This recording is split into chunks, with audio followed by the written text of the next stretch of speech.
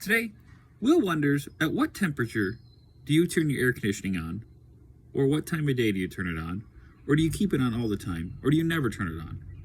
Because we seem to be on again, off again. It's nice again, not again. And I'm just kind of curious what other people do.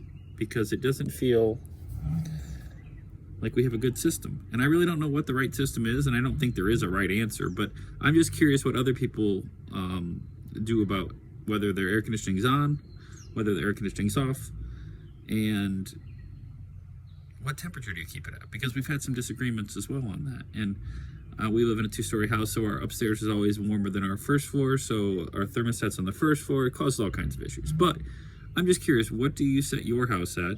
And then, is your air on today, or is it off? Because I wonder, and I'm just trying to figure out what other people are doing. Not that it's going to change what I'm doing. Our air is on now, and it's set at 68. There you go. Now you wonder what yours is.